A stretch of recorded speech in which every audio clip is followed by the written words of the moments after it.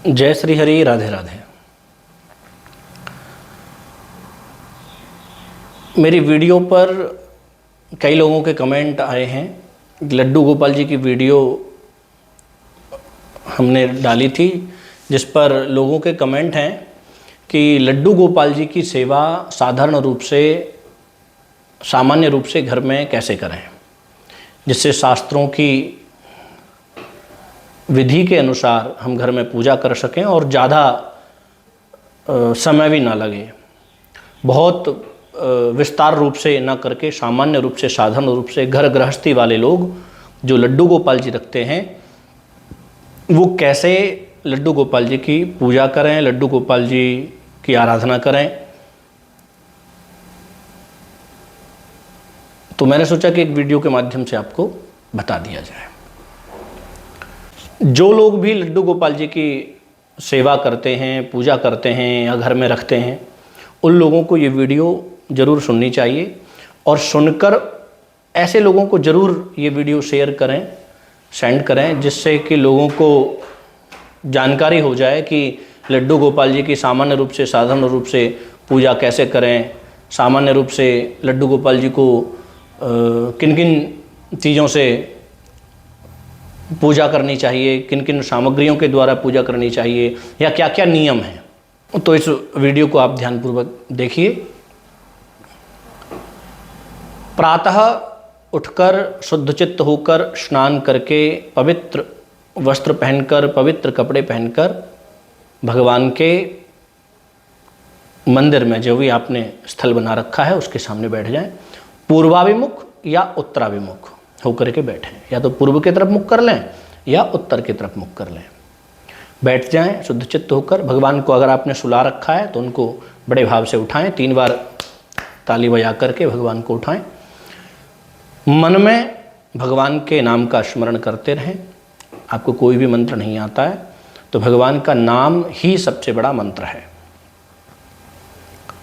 उसके बाद आप कुछ सामग्री घर में एकत्रित कर लें। पूजा स्थल पर एक परात रख लें, छोटी सी, शुद्ध बिल्कुल धुलकर। पंचामृत रख लें अगर आप पंचामृत की व्यवस्था है तो, अन्यथा कच्चा दूध तो जरूर रख लें। कच्चा दूध तो थोड़ा सा जरूर रख लें। एक किसी पात्र में जल रख लें। ध्यान ये रहे कि भगवान कृष्ण को, राम को, विष्णु जी को गंगा जल से स्नान नहीं कराया जाता है, मतलब उनके ऊपर गंगा जल नहीं चढ़ता है। या तो जमुना जल उनके ऊपर आप चढ़ा सकते हैं, या साधारण जो जल है, सामान्य जो जल है, उससे ही भगवान को स्नान कराइए। गंगा जल ना तो भोग लगता है, ना गंगा जल से स्नान कराया जाता है विष्णु जी को, कृष्ण जी को, राम जी को।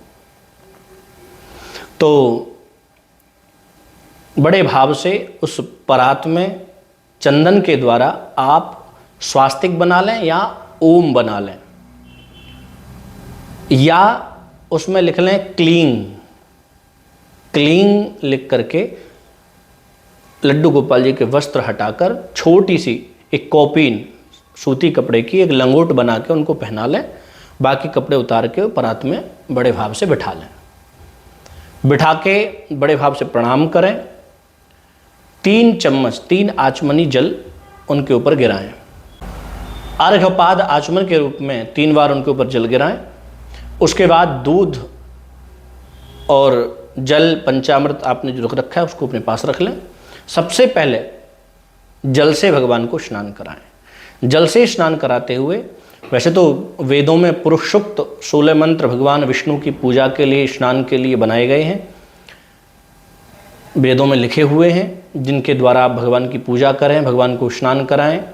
किंतु आप को उच्चारण अगर सही नहीं आता है तो आप उन मंत्रों का उच्चारण न करते हुए उनको या तो सुन लें, या जो मैं बता रहा हूँ इस मंत्रों के द्वारा ही भगवान को स्नान करा लें। शुद्ध जल से स्नान कराते हुए इस मंत्र का उच्चारण करें। हरि ओम शुद्धबालः सर्वशुद्धबालो मणिबालस्त आश्विनः श्वेताः श्वेताक्षो रुणस्ते रुद्राय पशुपतये कर्णाजामा अवलिप्ता रौद्रा नभोरूपाः पार्जन्याः। इस वैदिक मंत्र के द्वारा भगवान को जल से आप स्नान कराइए। जल से स्नान कराने के बाद दूध से स्नान कराइए, धारा बना करके बड़े भाव से स्नान कराइए। दूध से स्नान कराते हुए इस मंत्र का उच्चारण आपको करना है या इसको सुनना है। ओम पयः पृथिव्यां पय ओखधि खुपयोद्व्यंतरिक्षे पयोधाः पयस्वतीः प्रतिशः सन्तु मह्यं। इस मंत्र के द्वारा दूध से भगवान को स्नान कराइए। उसके बाद पुनः शुद्ध जल थोड़ा सा डाल दीजिए भगवान के ऊपर। अगर पंचामृत है, आपने एक जगह एकत्रित कर रखा है, तो पंचामृत से स्नान कराने के लिए इस मंत्र को बोलिए या सुनिए। हरि ओम मा पंचनद्याः सरस्वतीमपीयन्ति स्रोतसः सरस्वती तु पंचधासु देशे भवत्सरित। इस मंत्र के द्वारा, वैदिक मंत्र के द्वारा पंचामृत से स्नान कराइए। पुनः शुद्ध जल से भगवान को स्नान कराइए। ओम शुद्धवालः सर्वशुद्धवालो मणिवालस्त आश्वितः श्वेतः श्वेताक्षो रुणस्ते रुद्राय पशुपतये कर्णाजामा अवलिप्ता रौद्रा नभो रूपाः पार्जन्याः। शुद्ध जल से अच्छे से स्नान करा लीजिए। जहाँ दूध दही इत्यादि लगा हुआ है, अच्छे से भगवान को जल से साफ कर लीजिए। एक साफ वस्त्र लेकर के, जो कहीं और प्रयोग न किया हो, कोई रुमाल हो, तौलिया हो, उससे भगवान को अच्छे से पोंछ लीजिए। उसके बाद इत्र लेकर के, रुई में इत्र लगा के भगवान की अच्छे से मालिश करिए। पूरे शरीर में भगवान के अंगों पर इत्र लगा लीजिए। इत्र लगाने के बाद उनको वस्त्र पहना लीजिए। वस्त्र पहना के उनके आसन पर उसको साफ करके वहाँ उनको विराजमान कर दीजिए, उनके आसन पर जहाँ वो बैठते हैं। उसके बाद बड़े भाव से तिलक लगाइए। तिलक लगाते हुए इस श्लोक का उच्चारण करिए या इसको सुनिए। ओम गंधद्वारां दुराधर्षां नित्यपुष्टांकरेषणीं ईश्वरीं सर्वभूतानां तामिहोपहवये श्रियम्। इस श्लोक के द्वारा भगवान को तिलक लगाइए। तिलक के बाद अगर आपके पास पुष्प हैं, फूल हैं, तो फूल भी चढ़ा दीजिए। ओम माल्यादीनि सुगंधीनि मालित्यादीनि वै प्रभो मया घृतानि पुष्पाणि पूजार्थं प्रतिगृह्यताम्। इस श्लोक के द्वारा पुष्प या पुष्पमाला भगवान को अर्पित कर दीजिए। तुलसी दल या तुलसी आप भगवान को जरूर अर्पित करिए। तुलसी अर्पित करते हुए इस श्लोक का उच्चारण करिए। ओम जगद्धात्रे नमस्तुभ्यं विष्णोश्च प्रियवल्लभे यतो ब्रह्मादयो देवा सृष्टिस्थित्यन्तिकारिणः नमस्तुलसी कल्याणी नमो विष्णुप्रिये शुभे नमो मोक्षप्रदे देवी नमः संपत्प्रदायिके। इन श्लोकों के द्वारा तुलसी अर्पित करिए भगवान को बड़े भाव से। और उसके बाद भोग लगाइए। जो भी आपके पास सामग्री है, कुछ नहीं है तो मिश्री आप ले लीजिए, मिश्री का भोग लगा दीजिए। दूध का भोग लगा दीजिए, उसमें थोड़ी सी तुलसी डाल दीजिए और भोग लगा दीजिए।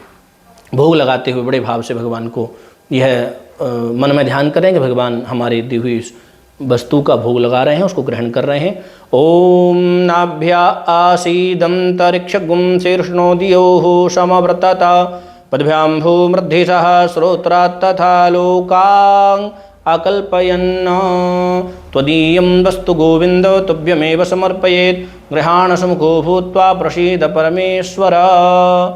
इस श्लोक और मंत्र के द्वारा भगवान को भोग लगाइए। 3 बार आचमनी से जल गिराइए और उसके बाद भाव से भगवान की आरती करिए। जो भी आप जिससे भी आरती करते हैं उससे आरती कर सकते हैं, अन्यथा वैदिक मंत्र ये है आरती करने का। ओम चंद्रमा मनसो जातश्चक्षुः सूर्यो अजायत श्रोत्राद्वायुश्च प्राणश्च मुखादग्निरजायत। इस मंत्र के द्वारा आरती कर सकते हैं। बड़े भाव से भगवान को विराजमान कर दीजिए, अच्छे से सजा दीजिए। उसके बाद जिस परात में बैठकर भगवान ने स्नान किया है उसको चरणामृत को पूरे परिवार में बांटिए। आप स्वयं भी उसको ग्रहण कर लीजिए। चरणामृत लेते हुए एक श्लोक है, उसको जरूर बोलना चाहिए। ओम अकाल मृत्युहरणम सर्वव्याधि विनाशनम विष्णुपादोदकम पीत्वा पुनर्जन्म न विद्यते। जो लोग भगवान के चढ़े हुए जल, भगवान के चरणों के अमृत का पान करता है, प्रतिदिन लेता है, उसकी अकाल मृत्यु नहीं होती है और उसके सभी कष्ट, सभी दुख, सभी दारिद्रता उसकी नष्ट हो जाती है। ऐसी शास्त्रों की मान्यता है। सर्व व्याधि विनाशनम, सभी व्याधियों का, सभी व्याधियाँ नष्ट हो जाती हैं, ऐसी शास्त्रों की मान्यता है। तो भगवान के चरणों के अमृत को पूरे परिवार में मिलकर के जरूर ग्रहण कीजिए। तो पूरे परिवार के साथ चरणामृत को जरूर लीजिए, सबको दीजिए, और बचे हुए जल को किसी वृक्ष में या ऐसी जगह डाल दीजिए जहाँ पर किसी के पैर न पड़े। ये बहुत विशेष ध्यान देने वाली बात है कि भगवान की किसी भी ऐसी चढ़ी हुई वस्तु पर किसी के पैर ना पड़े, किसी के पैरों में वो चीज़ ना आए, इसका बहुत विशेष ध्यान रखना चाहिए।